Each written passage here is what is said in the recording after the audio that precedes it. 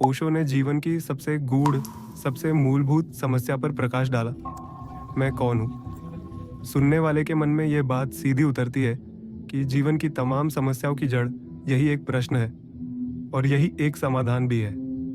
ओशो बड़े सहज और मार्मिक ढंग से समझाते हैं कि इंसान की सबसे बड़ी भूल यह है कि वह अपने अस्तित्व का उत्तर बाहर ढूंढता है, धर्मों में, ग्रंथों में, गुरुओं में, पहचान में। लेकिन इस प्रश्न का उत्तर न तो किसी और से लिया जा सकता है और न ही किसी शास्त्र से उधार लिया गया जवाब इस अंतर्द्वंद्व को शांत कर सकता है। ओशो कहते हैं कि समस्या भी भीतर है और समाधान भी भीतर ही छिपा है, लेकिन मनुष्य बाहरी उत्तरों की भीड़ में उलझा रहता है।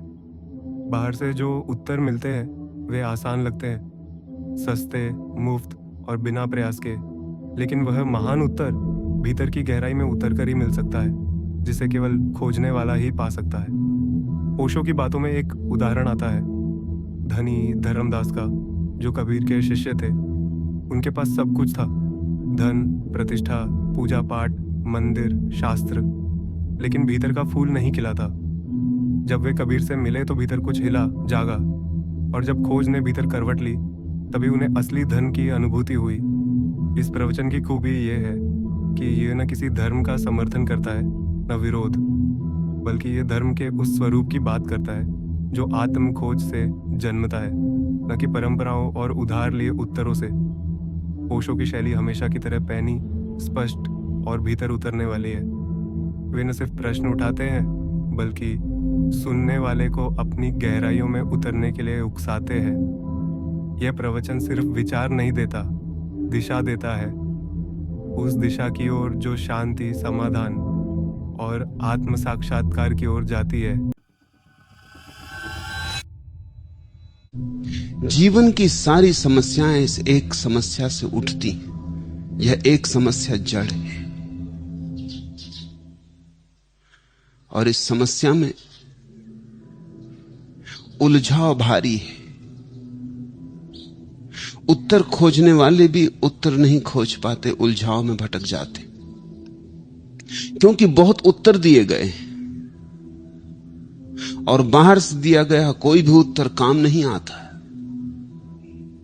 उत्तर आना चाहिए भीतर से, और बाहर उत्तरों की कतार खड़ी है और हर उत्तर तुम्हारा उत्तर बन जाने को आतुर है। हर उत्तर तुम्हें फुसला रहा है, समझा रहा है, राजी करने की कोशिश में संलग्न है। मैं हूं तुम्हारा उत्तर।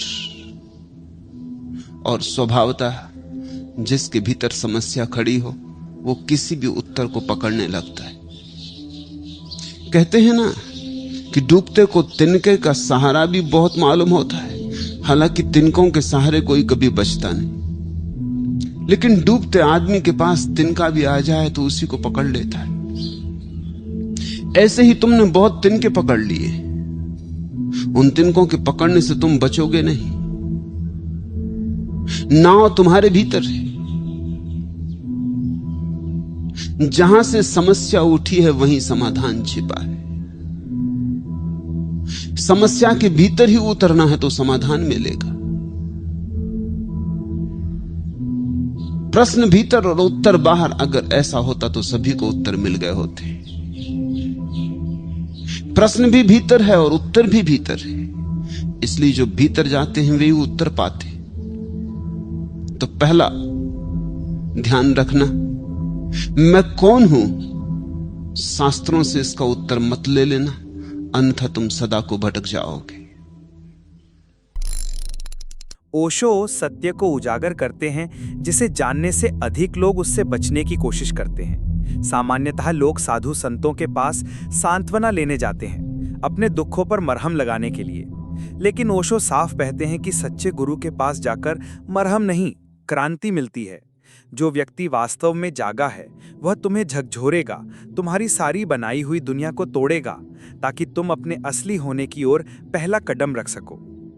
ओशो की वाणी में शक्ति है, सादगी है और भेदक तीव्रता है। वे कहते हैं कि जो साधु तुम्हें तसल्ली दे वो साधु नहीं, बल्कि तुम्हारी गहरी नींद को और मजबूत करने वाला एक धोखा है। सच्चा साधु तुम्हें बेचैन करेगा, असंतोष से भर देगा और वहीं से असली तलाश शुरू होती है। प्रवचन में धनी धर्मदास की कहानी एक जीवंत उदाहरण बनकर सामने आती है। एक ऐसा व्यक्ति जिसने धन, धर्म, प्रतिष्ठा और बाहरी पूजा पाठ में जीवन खपा दिया, लेकिन जब कबीर से टकराया, भीतर की नींद टूटने लगी। कबीर ने जैसे उनके पूरे विश्वास तंत्र को हिलाकर रख दिया। पहले तो वे डर कर भागे, लेकिन भीतर लग चुकी आग ने उन्हें वापस कबीर के चरणों में ला खड़ा किया। ये ओशो का कमाल है कि वो इस पूरी आध्यात्मिक यात्रा को इतना सजीव बना देते हैं कि श्रोता या पाठक खुद को धर्मदास की जगह महसूस करने लगता है।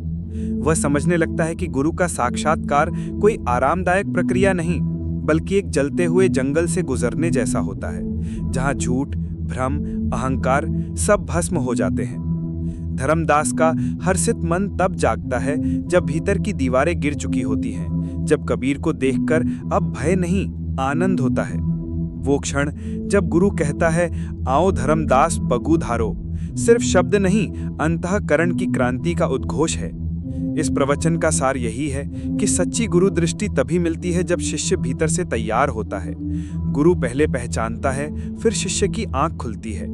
ओशो यहाँ सिर्फ कोई आध्यात्मिक कहानी नहीं सुना रहे, वे हमारे भीतर की नींद, हमारी उधार की श्रद्धा और हमारे झूठे आत्मविश्वास को चुनौती दे रहे हैं। ये प्रवचन एक चेतावनी भी है और एक निमंत्रण भी। चेतावनी उस जीवन के लिए जो भ्रमों में डूबा है, और निमंत्रण उस यात्रा के लिए जो भीतर की रोशनी तक ले जाती है।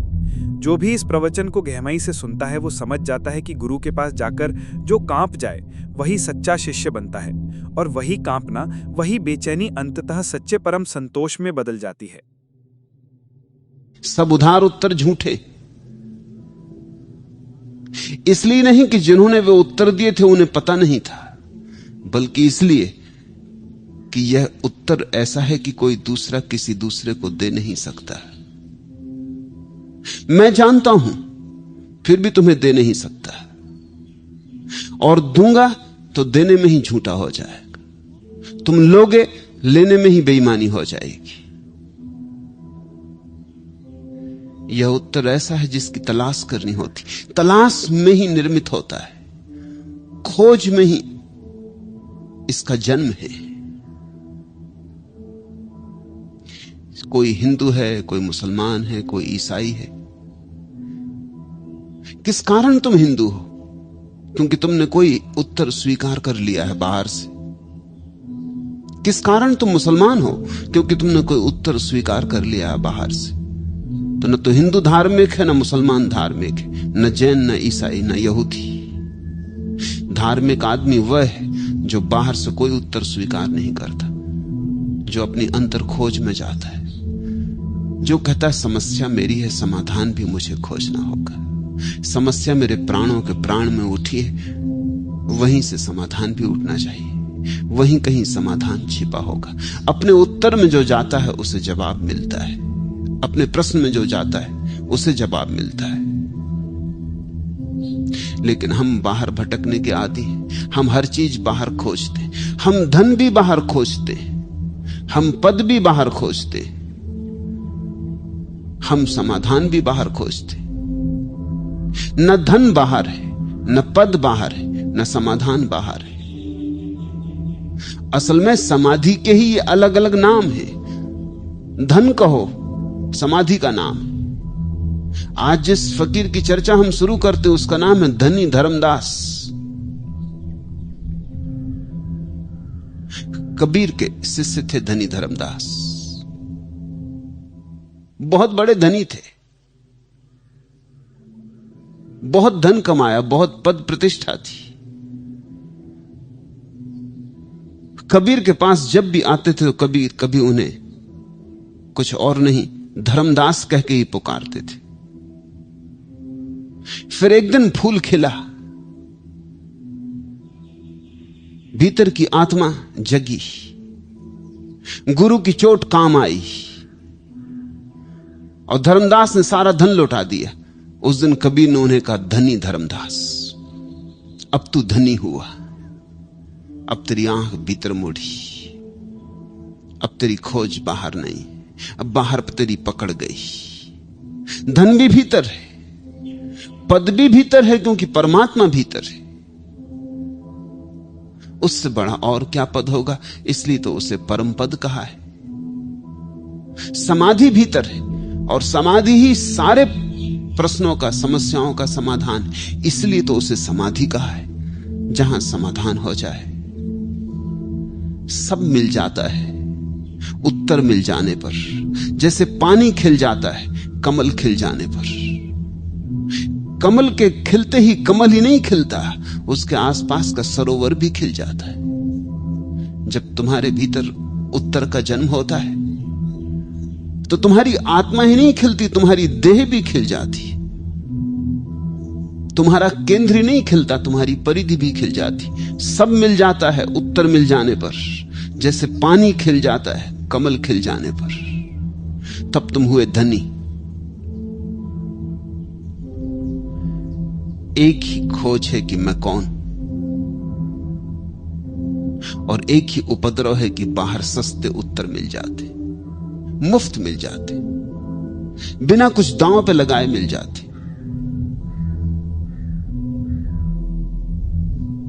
ये महत उत्तर बिना दांव पे लगाए नहीं मिल सकता।